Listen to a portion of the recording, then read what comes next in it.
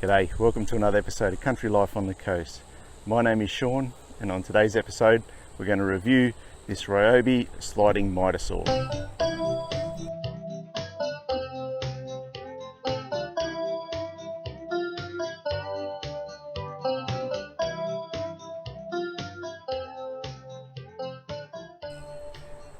So this is my new Ryobi 305mm dual bevel sliding mitre saw.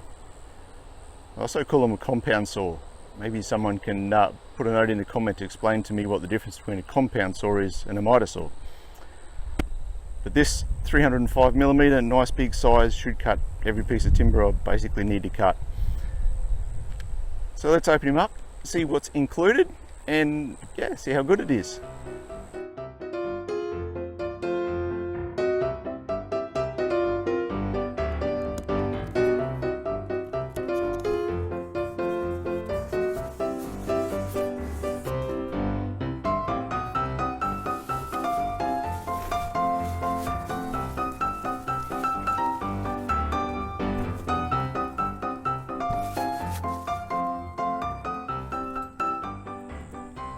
Dust collection bag, supports that I believe go either end for clamping down your timber as you're cutting it, and a spanner to adjust or maybe remove the blade. Alright, let's have a look at what else we got.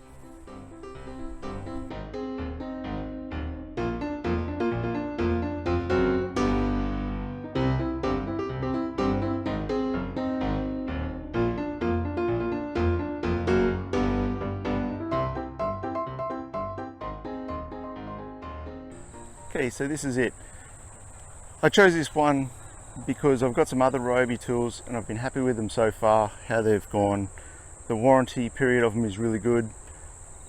I don't use them every day, so I didn't have to, well, I don't believe I need to spend the expense that, you know, tradesmen would need to spend who uses them every day and that sort of thing. So in comparison to the price for this, to the next steps up for a 305mm one, at least twice the price for what I paid for this. So that was one of the reasons.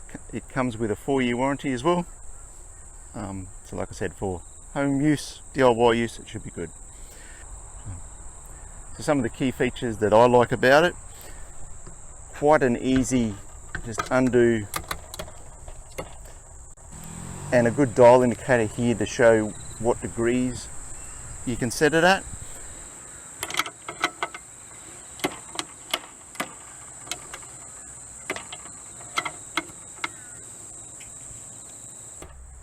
So we'll operate it shortly and just see how accurate that is at the moment.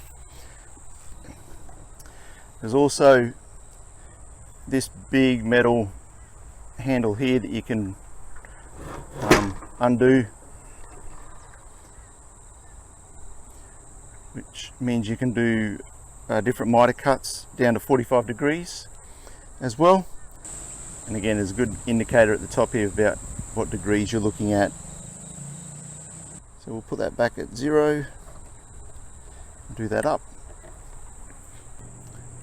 So up on top here, there's a switch you can turn on to have a laser light to help guide where you're cutting. We'll see how good that is. Other tools I've used that has that, yeah, I've heard mixed reactions. So we will see. We'll give it a try. So it has your dust wood collection on here that you could attach, you know, a shop vac or something to as well, but I think I'll just be using that all the time. This one has a nice slide on it, and so it can cut a piece of timber like this with a straight cut, 300mm long by, I think it was 100mm thick. So a very good sized piece of timber. So what I might do is grab just a couple of pieces of timber, we'll do a couple of cuts, test it out, see how accurate it looks, yeah, and go from there. Alright, so we'll just put the dust bag on, and this is something I haven't seen before. these two little tabs, you just push it down to open it up more, and then the way it's set, that will then clamp down. So quite a clever idea. All the other ones I've seen, they just push on. So this should help hold it on well anyway. Okay, so I have a couple of pieces of timber here, a couple of bits of hardwood and some softwood. Can't remember actually what sort of timber that is, but it's, you know, a bigger size. Got a couple of different squares, so I just want to check it. I haven't done any other adjustments on it to, you know, basically this is how it's come out of the box, apart from just lining up the marks to say 0 and 0. So I want to do a couple of test runs just to see how accurate it looks and how it appears. And then we might need to do some fine tuning. I'd sort of be surprised if we didn't. So we'll give it a go.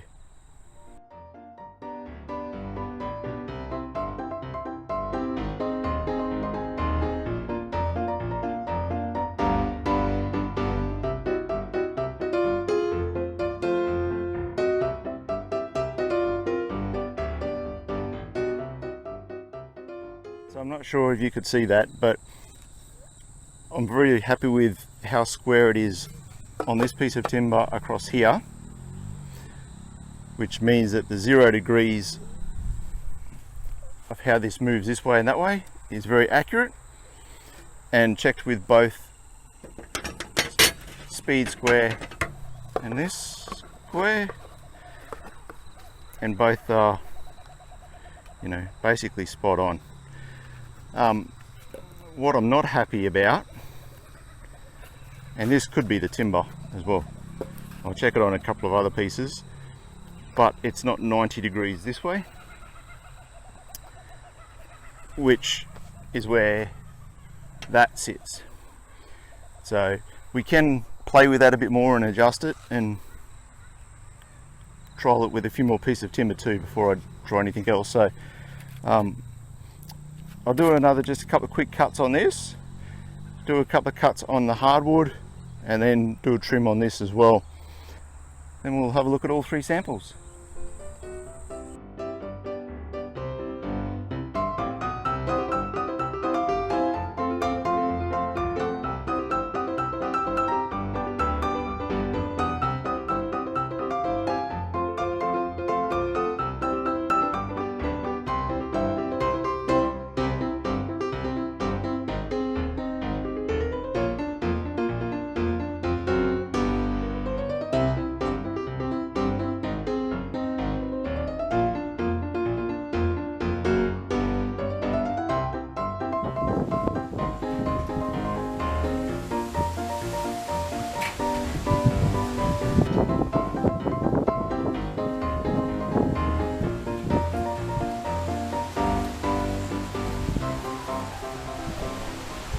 Had to come under the house because the rain started spitting on me, and now it looks like it's about to bucket down, so just hiding out under here. But what I want to show you is how clean and square the cuts were.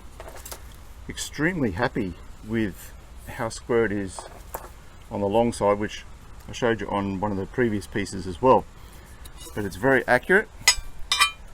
And because this is nice and thick and we can check it as well, it's not perfect yet.